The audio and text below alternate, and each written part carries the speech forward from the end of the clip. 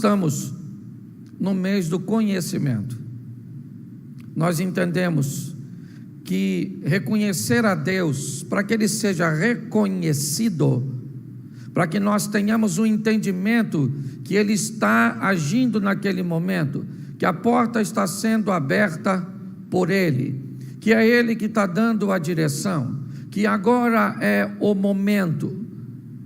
Nós precisamos ter a sensibilidade do reconhecimento, mas somos incapazes de reconhecer algo que não conhecemos. A base de toda essa estrutura é conhecer a Deus.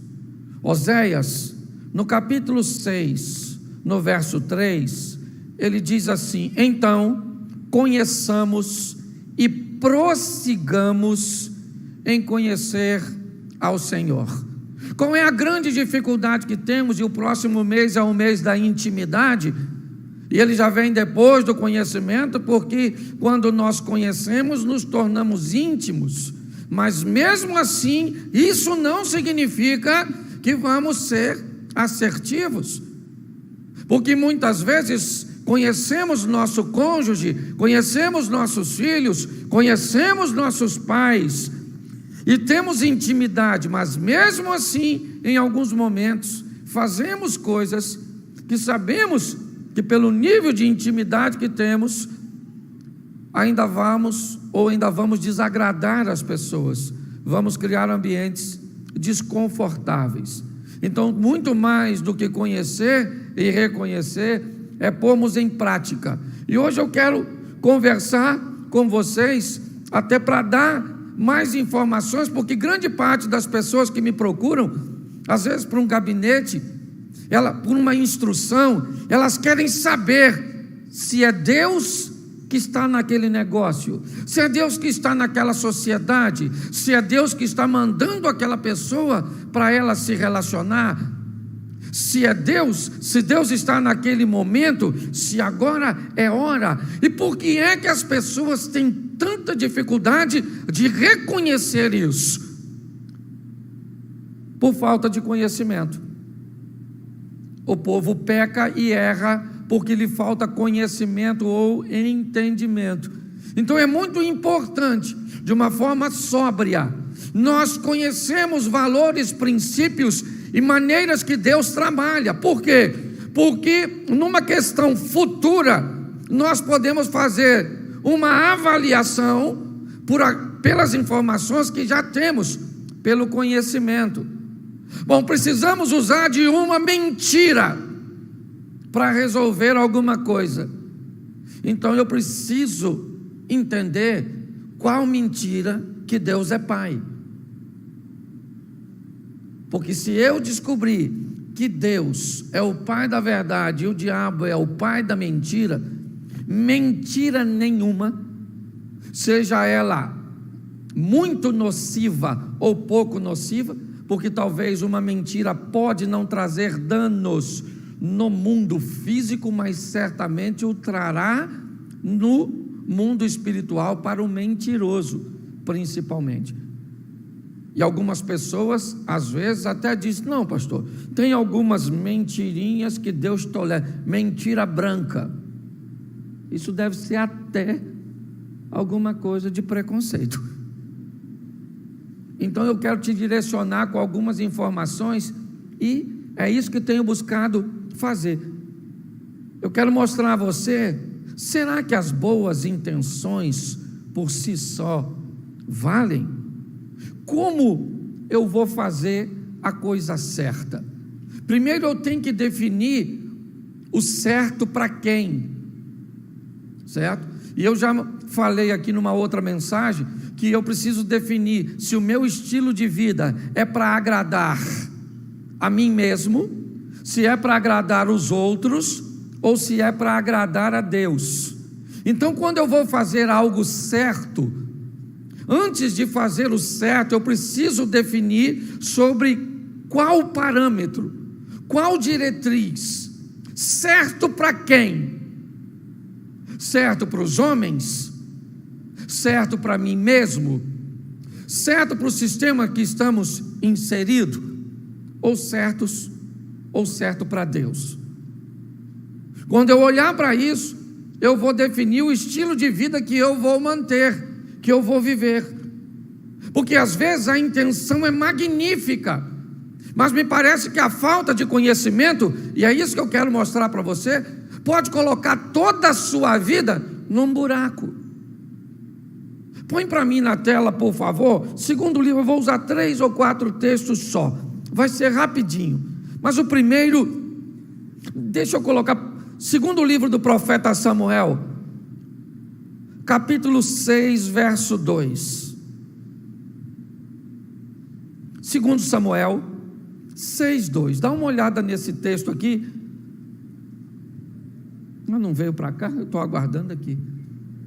E levantou-se Davi e partiu com todo o povo que tinha consigo a Baalá de Judá, para levarem dali para cima a arca de Deus, sobre a qual se invoca o nome do Senhor dos exércitos.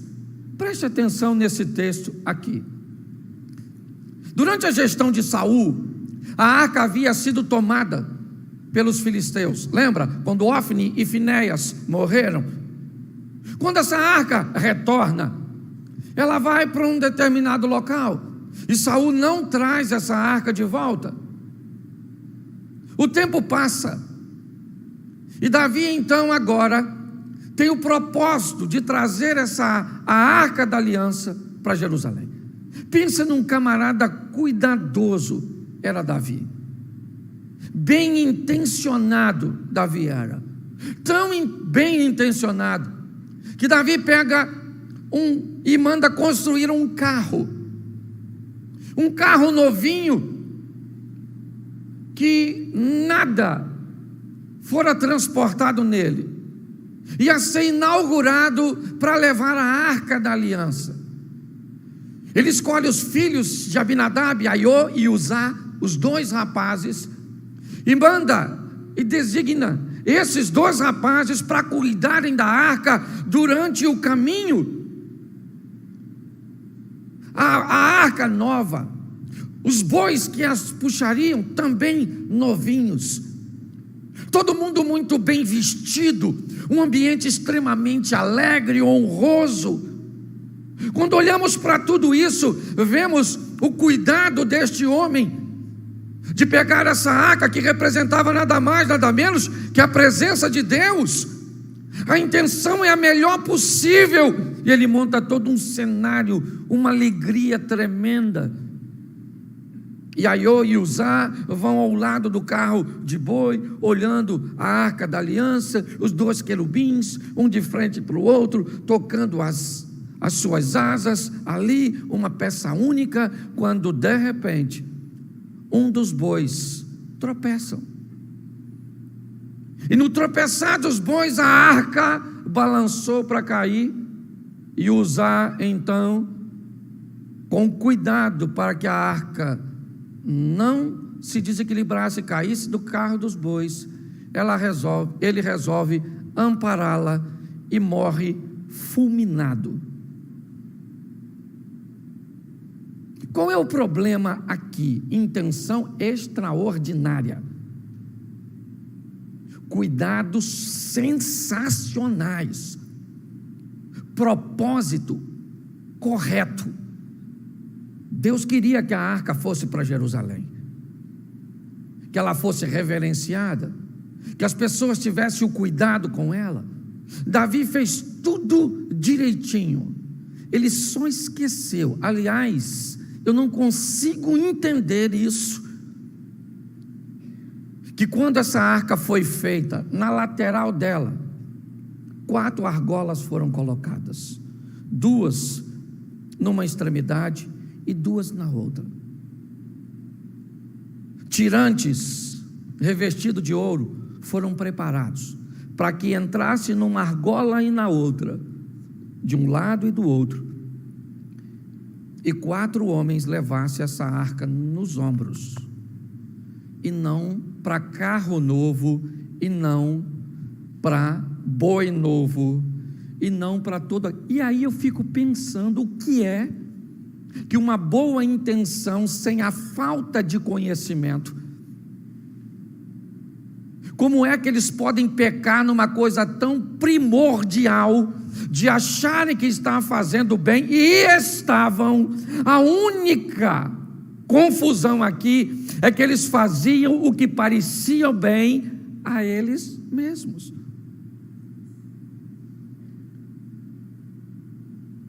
A informação foi dada. Os indivíduos, eles têm a tribo de Levi, os levitas, eles têm a estrutura. Não tinha acesso a muito material literário, mas a tradição oral. Como é que eles podem? E aí eu que te pergunto, é isso. Quantas pessoas na sua vida, no seu casamento, nos seus negócios, bem intencionadas, oferecendo a excelência, buscam servir a Deus e quebram a cara, vê sua vida rompida, rachada, como o corpo físico de usar, vendo a sua estrutura perecendo, e quando olham para o que estão fazendo, elas se sentem confusas. Eu faço o melhor, as minhas intenções são as melhores, mas a Bíblia está me dizendo que se eu vou conhecer a Deus e quero reconhecê-lo no meu futuro, eu preciso entender que para Deus não basta boas intenções. Deus quer obediência, porque para Ele isso é primazia. Por causa dessa situação, que poderia ter sido magnífico, era só trocar os bois por 4 sacerdotes. Era só, gente, era tão pouquinho. Eles chegaram tão perto de obedecer. Mas nós vimos aqui, antes, a história da lei da semeadura, e eu vou fechar minha mensagem com ela. Eu só queria que nós entendêssemos que quando vamos caminhar com Deus, e se queremos reconhecê-lo, precisamos saber como Deus trabalha, como Deus avalia, qual é a ótica divina, porque o que encanta a Deus nem sempre encanta os homens. Essa é a grande questão. Estamos envolvidos num ambiente cultural extremamente humanista, onde as ideias, e o próximo texto que eu vou usar é exatamente para elucidar isso. Mas eu preciso fechar aqui para entender que foi um desastre essa festinha. Acabou na morte de um rapaz. Davi está com medo de levar a arca agora para casa. Claro, ele manda a arca para a casa de Obed-Edom, que vai prosperar como nunca prosperou. Davi está com medo de algo, e aquilo que ele tem medo, ele manda para a casa de um cara que prospera como nunca prosperou. E tudo isso aconteceu por falta de conhecimento. Ou tinha alguém aqui que sabia ou como deveria ser feito, mas achou que não deveria contrariar a história de um rei tão bem sucedido como Davi, ou tão valente como ele. Porque me parece que tem gente que quando chega num determinado nível de sua vida, ele rejeita as informações dos outros, está acima de qualquer um e já não ouve mais ninguém. Não sei se foi o caso de Davi aqui, mas até me parece um pouco isso, pela atitude que ele toma depois do fato. Então conhecer a Deus é importante. Por quê? Porque não basta fazer o que é bom, não basta ter uma boa intenção, não basta trabalhar com excelência. Tem que saber o que é bom para Ele, o que é excelência para Ele e o que agrada a Ele, porque é por Ele, para Ele, através dEle, Ele é tudo. Posso ouvir um amém? Então cuidado, porque você talvez esteja dando o seu melhor com resultados muito ruins, como Davi fez. Mas me parece que ele aprendeu, porque agora no capítulo 7 ele quer fazer o templo. Sim, e olha que coisa maravilhosa. No capítulo 6 ele quer levar a Arca da Aliança para Jerusalém, mas no 7 ele quer construir um templo. E eu não sei se, pautado na experiência anterior, ele chama o profeta Natã e diz a Natã: Natã, eu habito numa casa de cedros, e Deus está numa tenda móvel no tabernáculo. Eu quero fazer uma casa para Deus. E Natã, me parece, repete o comportamento mantido no capítulo 6. Diz para Davi: faz conforme está no seu coração. Mas quando Natã vai para casa, Deus diz: Natã, volta e diz a Davi que ele não vai construir o templo, porque o meu templo não vai ser construído por mãos de sangue. O filho dele que virá depois dele irá construir. Preste atenção, ele quer construir o templo. Algo extraordinário, novamente. Olha bem, mas já que ele chama Natã agora para saber, o profeta, o que Deus pensa, Deus falou: quer saber o que eu penso? Então é o seguinte, é para isso que você consultou o profeta? O profeta nem sabia, mas agora eu estou te avisando: você não vai construir o meu templo. Seu filho Salomão, vou fazer uma aliança com ele, ele vem depois de você e ele vai construir o templo. Davi não fica tristinho, Davi é o maior investidor desse processo. Ele só entendeu que agora, pela experiência anterior de tentar fazer a coisa certa, mas da maneira errada, ele não faz mais sem consultar o profeta, que na verdade traria a visão de Deus.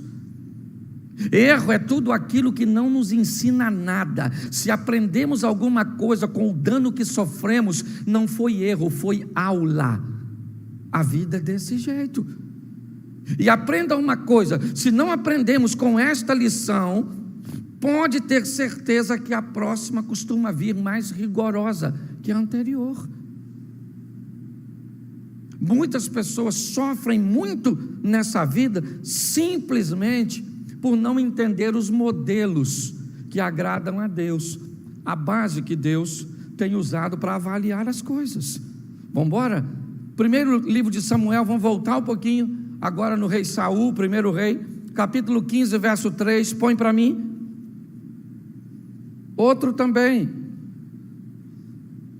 olha o que diz Samuel, dizendo: vai, pois, agora, e fere a Amaleque, e destrói totalmente tudo que tiver, e não lhe perdoes, porém matará desde o homem até a mulher, desde os meninos até os de peito, desde os bois até as ovelhas, e desde o camelo até os jumentos.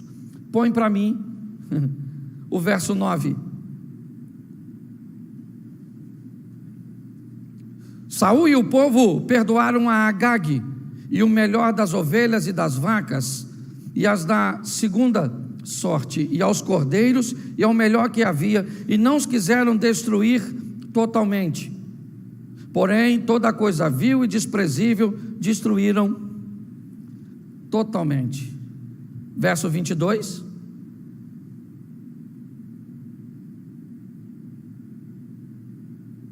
Verso 22. Porém Samuel disse: tem porventura o Senhor tanto prazer em holocaustos e sacrifício, como que se obedeça a palavra do Senhor? Eis que obedecer é melhor do que o sacrificar, e o atender melhor que a gordura de carneiro. Preste atenção em mim. Deus chama Samuel e diz: Samuel, vai conversar com Saul, manda ele invadir o território dos amalequitas, porque os amalequitas lá atrás criaram um problema para o meu povo no momento de uma caminhada. Matem a todos, eu não quero ninguém vivo, eu não quero nenhum inimigo sobrevivendo para conseguir remontar a linhagem. Eu não quero dar paliativo para problema, eu quero resolver problema de uma vez por todas. Não tenha pena, a regra é essa: daquilo que está te trazendo dano, está te atrapalhando. Samuel recebe a ordem era uma ordem, e vai invadir o território dos amalequitas. Mas quando ele se depara com os amalequitas, ele descobre que eles são bons na criação de gado, que os animais são bonitos. E eu não sei se movido de algum tipo de tratado daquela época, pois em alguma época isso era comum, para se obter parte dos despojos, não se deveria matar o rei. Era até uma maneira do monarca se proteger. Samuel então vai visitar Saul, e o texto diz que Saul, junto com o povo, separou as ovelhas, os bois, os camelos, tudo aquilo que era bom e tudo aquilo que era desprezível, ele destruiu. Desprezível para quem? Porque quando Deus deu a ordem, era desprezível para ele quem? Tudo. Presta atenção, tudo. O problema é que nem tudo que Deus condena, eu quero condenar. Nem tudo que Deus diz que é feio, é segundo o meu modelo.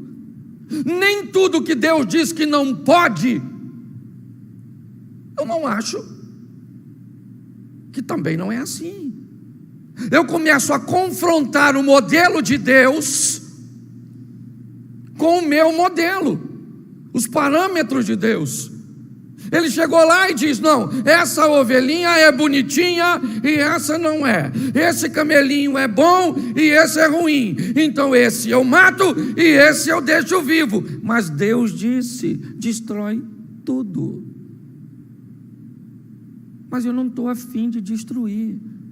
Eu não quero acabar com todos os meus amigos que me são tóxicos. Eu não quero acabar com todos os relacionamentos que me prejudicam, porque eu não concordo com Deus. Eu não concordo. Entendeu?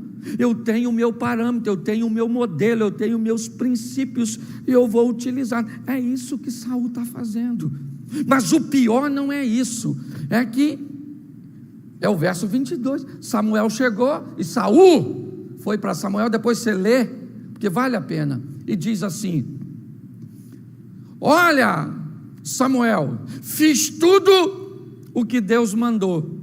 Mas o abençoadinho do Saul, sabe o que ele fez? Pegou todos os animais e levou para bem distante do encontro. Se ele tivesse certeza que tinha feito certo, os animais iam estar, mas ele sabia que estava errado. Você quer saber o que está certo e o que está errado na sua vida e na minha? É só você avaliar o que você pode mostrar para todo mundo. Entendeu? Tudo aquilo que você tende a esconder, ou em grande parte do conteúdo que você tem a esconder, provavelmente é porque é errado. Entendeu? É assim que funciona. Por isso que a Bíblia diz: examine-se o homem a si mesmo. E assim, não é para ninguém examinar o outro, é o autoexame. É assim que funciona. Saul então diz para Samuel: olha, fiz tudo. Samuel falou assim: ô Saul, mas que mugido de gado é esse que estou ouvindo lá longe? Que balido é esse de ovelha que eu ouço? Porque pecado não se esconde, porque pecado faz barulho. O pecado de Saul fez barulho. Aí Saul disse: não, deixa eu te explicar uma coisa, Samuel. É o seguinte: quando eu cheguei lá, nós vimos o gado, as ovelhas, e aí era tão bonito, rapaz, dava para fazer um sacrifício tão legal, dava para honrar a Deus, que nós resolvemos poupar a vida de Agag, mas o nosso propósito é oferecer sacrifício. O nosso propósito é dar uma oferta, sabe, para Deus. Nós vamos fazer uma parada errada aqui, mas nós vamos compensar, dando uma oferta, um dízimo. Entendeu? Então o propósito ele é honroso. Samuel mata Agag. Meu irmão, aqui eu não sou Saul. Se esse cara não obedece o Deus que eu sirvo, matou Agag e disse para Saul o seguinte: meu irmão, eu acho que a questão aqui é a falta de conhecimento. Será que você está pensando que Deus tem mais prazer em holocausto do que em se obedeça a Ele? Eu acho que você está com dificuldade de caminhar com Deus. O grande desafio, e eu falo disso por mim mesmo, porque muitas vezes eu me deparo com coisas e com situações que muitas vezes eu olho e digo: mas Senhor, funciona desse jeito? Funciona, e eu não posso negociar. Eu vendo para você minha casa, eu negocio com você meu carro, mas eu não posso negociar com você aquilo que não é meu. Eu não posso negociar com você a casa do Rogério, porque a casa é do Rogério. Eu não posso negociar com você o carro do Osias, porque não é meu, é do Osias. Então eu não posso negociar, e nem você, com ninguém, aquilo que não é nosso e é de Deus. É assim que funciona. Quando nós olhamos, é aqui, é esse conhecimento que a Bíblia vem me oferecer. Não me basta as intenções, o que eu estou querendo fazer, se vai trazer benefício, se é isso, se vai beneficiar famílias, se vai beneficiar pessoas, se vai fazer. Meu irmão, o jogo não funciona, você está fora. O jogo funciona da seguinte maneira: agradar a Deus, a Deus. O importante é fazer as coisas segundo Deus determinou. É desse jeito. Por isso, às vezes, muitos de nós sofremos sérias consequências. Por quê? Porque sequer somos capazes de conhecê-lo, e se o conhecemos, temos dificuldade de pôr em prática. Então, quero te dar 4 coisinhas para eu terminar aqui, só para que venhamos entender como Deus trabalha, e talvez isso pode te ajudar a fazer uma leitura lá da frente. Sabe aquele reconhecimento apontando para o futuro? Deus está nesse negócio, Deus está nesse relacionamento, Deus está nisso. Eu consigo identificar. Como é que eu identifico? Eu vou reconhecê-lo. É o ano do reconhecimento. E como é que eu reconheço? Eu reconheço o seu carro pela placa. Eu reconheço, né? Deixa eu ver quem aqui que eu posso reconhecer. Aqui, meu cunhado está ali. Eu reconheço. Eu sou capaz de reconhecer, porque eu conheço. Tudo aquilo que eu não conheço, eu não reconheço. E é aí que está o grande problema. É aí que as pessoas têm quebrado a cara, entrado em ambientes pensando que é de Deus, mas não é. Nós precisamos olhar para isso. As intenções, te mostrei aqui 2 extraordinárias, Davi e Saul, só estavam fora do parâmetro, porque Deus trabalha, e segura aí se você gosta de anotar, pega aí, 4 coisinhas que Deus usa, e vai te ajudar bastante a reconhecer lá na frente. Põe para mim, Gálatas 6:7. Gálatas, capítulo 6, verso 7. Não erreis, repita comigo, não erreis. De novo, Deus não se deixa, porque tudo o que o homem, isso também, presta atenção, Deus criou uma lei. Que lei é essa? É uma lei, semeadura. Eu colho aquilo que eu planto. A semeadura ela é opcional, a colheita ela é obrigatória. Qual é o grande problema disso? É que quem disse isso é Deus, e Deus não é homem para que minta, nem filho do homem para que se arrependa. Se Ele falou, Ele vai cumprir no tempo dele. Se eu vou ver ou não, isso não é problema meu. Nós estávamos conversando hoje sobre a palavra da oferta. Quando eu olho para aquela viúva, eu pergunto, ela traz as 2 moedas? Sim ou não? Sim ou não? Sim. Ela prosperou ou não? A Bíblia diz que ela prosperou. No versículo, ela entregou as 2 moedas e foi para onde? Foi para casa. A Bíblia não diz que ela prosperou, mas ela prosperou ou não? Sim ou não? Sim ou não? Sim. Se ela conseguiu conter a prosperidade é outra coisa. Mas por que a Bíblia não diz aqui que ela prosperou? Mostrou aqui, ela deu as 2 moedinhas, e lá na frente ela ficou rica, morando num casarão, andando num camelão. Entenda uma coisa: Deus, se Ele falou, Ele vai cumprir. A lei da semeadura é uma das bases. Por isso Ele diz: não errem, porque aprenda uma coisa: perdão anula pecado, mas não anula efeito do pecado. Eu tenho que entender isso.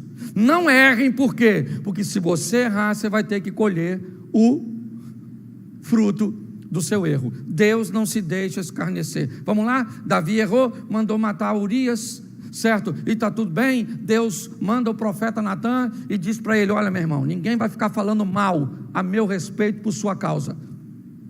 Eu sei que você se arrependeu, e eu não tenho problema com morte, porque seu filho é pequenininho, vai voltar para mim. Então não tem problema com isso. Então vou te avisando, para que ninguém fale que eu virei seu parceirinho nessa história sua de adultério, de assassinato, seu filho que nasceu de Batseba morre e acabou, porque eu não vou botar meu nome no rolo para você. É isso que Deus está falando com ele, numa linguagem atualizada. Deus trabalha com essa regra: muito cuidado com o que você faz, porque vai voltar. Segunda coisa que você põe para mim, Naum, capítulo 1, verso 3. Naum, capítulo 1, verso 3.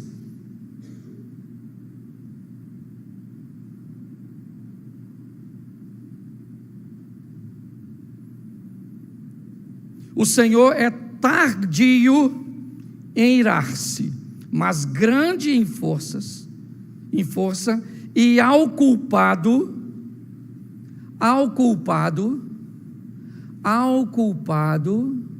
não tem tardio em irar-se. Aliás, esse é um conselho que ele dá para mim e para você.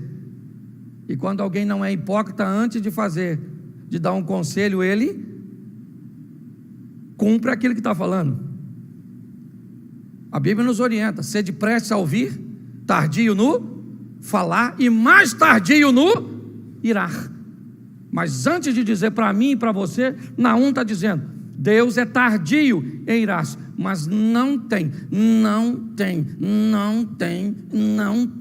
culpado por inocente. Culpado pode ser perdoado, e no que tange a mundo espiritual, ele é perdoado, transgressão perdoada.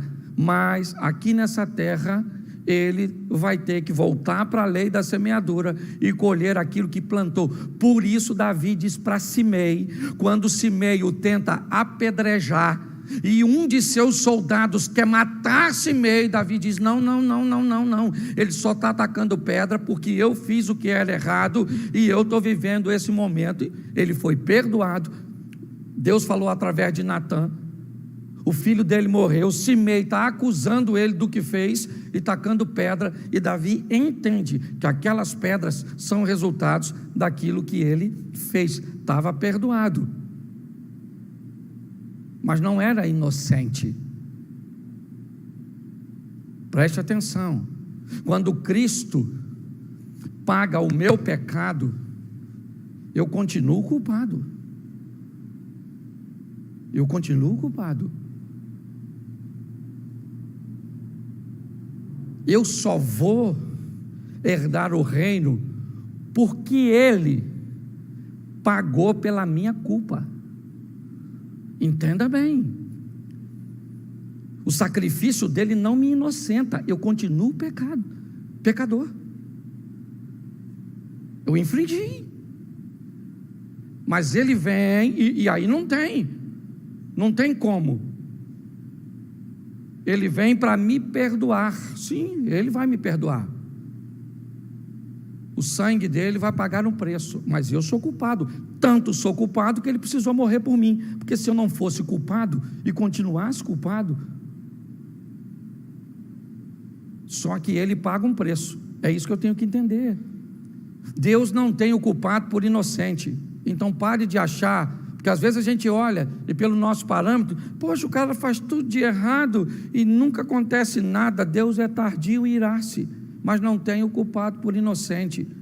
Não vingueis a vós mesmos, amados, mas dai lugar à ira, porque minha é a vingança, diz a Bíblia. A Bíblia está dizendo o que é ira. Ira é um sentimento interno provocado por uma ação externa. O que a Bíblia está dizendo, quando alguém provocar sua ira, não deixe que ela saia, dai lugar à ira, e deixa que de Deus é a vingança. Terceiro texto, põe para mim Apocalipse capítulo 3, verso 19, vai aí uma resposta para alguns, que talvez não vão gostar muito. 3,19 de Apocalipse: eu repreendo e castigo a todos quanto amo, sê zeloso, pois, e arrepende-te. Eu repreendo e Deus castiga ou não? Sim ou não? Sim, repreendo e castigo. O processo é esse, repreensão. Primeiro ele repreende, pode ter certeza. Nós vamos ser repreendidos de alguma maneira, e se não formos repreendidos, seremos castigados. O castigo aqui não é nada de açoite, esquece o castigo da escravatura. É simplesmente uma disciplina, um propósito para o qual Deus pretende nos levar para o caminho certo, sairmos do desvio. É assim que funciona. Ele trabalha dessa forma. É assim que ele trabalha, com obediência. Ele trabalha dizendo: não erre, porque você vai ter que colher o que plantou. Cuidado, porque o sistema não toma culpado por inocente, e nem inocente por culpado. O sistema é perfeito, Deus é perfeito. Então eu vou fazer o seguinte: o que é que eu vou fazer? Eu vou te repreender, eu vou te trazer para um culto e vou falar com você de uma forma tão particular que só eu e você sabemos neste momento que o Senhor está falando comigo, ou que eu estou falando com você. É assim que Deus trata, sabe? É aquela coisa magnífica dele. Entra num casamento onde não tem vinho, só tem água. Ele pega a água, transforma em vinho, vai embora do casamento e ninguém sabe. Ninguém sabe. Que vinho maravilhoso, que vinho é esse? É o vinho do casamento. Nossa, que legal, o vinho deu até o fim. Pô, foi fantástico, meus parabéns. Olha, a sua festa estava extraordinária, sejam felizes, que legal. Mas aquilo só deu certo porque Jesus estava lá, e só funcionou porque ele foi discreto, sabe? Discreto, sabe? É discrição. É aquela coisa de agir na sua vida e falar com cada um de nós. Quantas pessoas temos aqui hoje? 270? 280?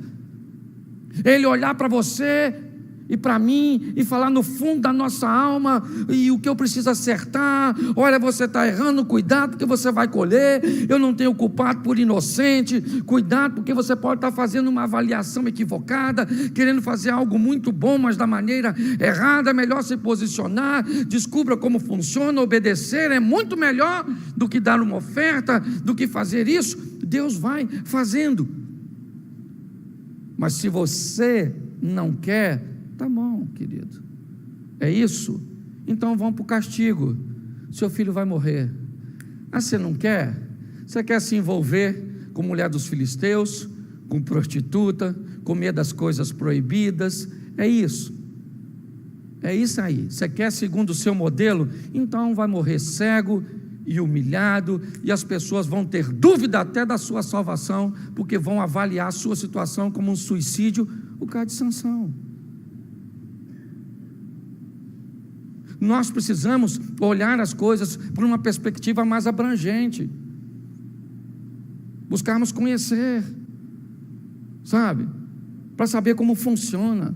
Quem aqui nunca se enfiou muitas vezes em tentar pegar um aparelho eletrônico e usar antes de ler o manual? E quando viu, antes de usar, já teve que levar para assistência técnica, porque apertou um troço que não precisava apertar. Pare e pense. Se eu entendo como Deus trabalha, as coisas vão ficar bem mais fáceis. E para terminar, Lucas 12:47, esse para mim é extraordinário. Essa é uma das medidas que eu mais gosto, né, estabelecidas por Deus, porque para mim essa é preciosa. E o servo que soube a vontade do seu senhor e não se aprontou, ele sabia, mas ele não se aprontou e nem fez conforme a sua vontade, será castigado com muitos açoites. Esse cara do verso 47, ele sabia, mas foi negligente. Quando a casa caiu, a pena foi grande. Vamos ver o 48. Mas o que a não soube e fez coisas dignas de açoite, com poucos açoites será castigado. A qualquer que muito for dado, muito se lhe pedirá, e ao que muito se lhe confiou, muito mais ainda lhe pedirá. Essa é uma das regras que eu mais gosto, a regra da medida. E vou dar uma notícia para você que veio aqui como visitante na igreja: se não quer saber das coisas para se tornar culpado, não volte mais, porque a gente procura esclarecer. Porque depois que você sabe, você viu que está escrito ali, ó, o que sabia e não colocou. Esse dia o cara me perguntou um negócio: pastor, isso é pecado? Aí eu falei: ó, é pecado, assim, assim, assim, assim. Poxa vida, agora, pô, antes eu fazia sem pesar na minha consciência. Para que eu fui perguntar ao senhor? Falei: para não ir para o inferno, infeliz. E se você for agora, pelo menos vai sabendo. Se chegar lá, manda lembrança para o chifrudo. Deixa eu falar uma coisa para você. Essa questão de medida eu acho mó barato, porque Deus está falando: a quem muito é dado, muito é cobrado. Quem não sabe, fez por causa da ignorância. Igual o cara que chega aqui e fala assim: pastor, divorciei, estava longe do Jesus, fiz isso, fiz aquilo, não tinha consciência, pastor. O que eu falo? Vem para cá, meu filho, vamos embora juntos. Vamos embora. Aí eu explico: rapaz, isso. Aí vem para mim e fala: pastor, eu quero largar minha mulher. Meu filho, mas... poxa, cara, sério. Pô, pastor, mas Deus é minha testemunha. Eu falo: aí eu não sou da promotoria. Se Deus é sua testemunha, não sou eu que vou fazer a acusação. Deus não leva em consideração o tempo da ignorância, está escrito no que nós acabamos de ler. Mas se você não... Então, ó, os solteiros aqui, qualquer um que for solteiro aqui, ó, como é que eu vou falar isso que já está acabando? Se fosse assim na época do Chico Anísio, eu diria: eu vou lhe pichar uma maldição. Se você é solteiro e casar sem olhar tudo que Deus, sem reconhecer Deus nessa pessoa que vai casar com você, se você divorciar, você vai se lascar, porque você escuta aqui o tempo inteiro. Casar é a terceira coisa mais importante. Terceira: primeiro, onde eu vou passar a minha eternidade. Segundo, qual é a minha missão. Terceira, com quem eu vou casar. Com quem? Porque casamento, sabe o que Deus falou? É para sempre. Você sabe o que é sempre? Você sabe quantos anos eu sou casado? minha mulher não morreu ainda, você sabe, e nem eu morri, porque se ela estivesse aqui, falaria o contrário. Você sabe, eu vou fazer 28 para 29 anos casado. Entendeu?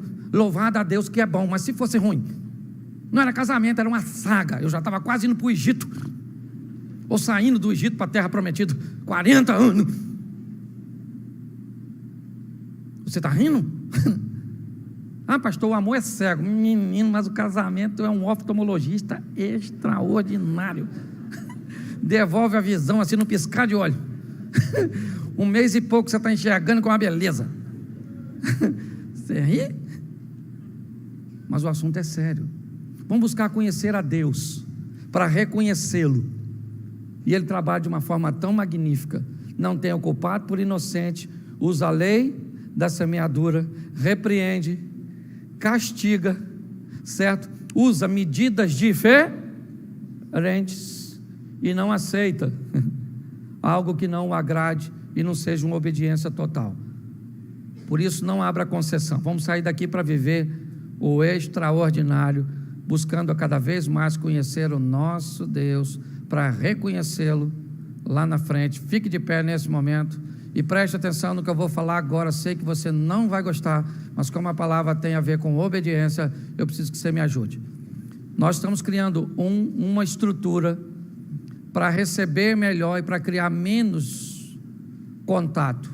Então eu preciso que você que está aqui à frente, por favor, saia pelos fundos, ok? Se você depois de sair, você está, pastor, mas eu preciso ir ao banheiro, retorne por lá e vá ao banheiro, porque as pessoas vão entrar por aqui, para nós isso fica mais fácil de lidar, tá certo? Eu sei que é o hábito, o costume de sair por aqui, mas por favor, nos ajude. Se houver alguma necessidade, você então dá um pulinho ali para resolver, ou para tomar uma água, ou para pegar alguma coisa. Feche seus olhos neste momento. Pai, em nome de Jesus, nós iniciamos uma semana hoje e cremos que será uma semana extraordinária, será uma semana acima da média. Em nome de Jesus, pedimos que o Senhor esteja conosco, agindo e movendo, nos dando a direção, e que tenhamos a sensibilidade de reconhecermos o Senhor na oportunidade ou nas oportunidades que teremos e demandas durante essa próxima semana. Abençoa cada lar aqui representado, abençoa cada casamento, leva-nos aos nossos lares guardados por Tuas boas mãos poderosas.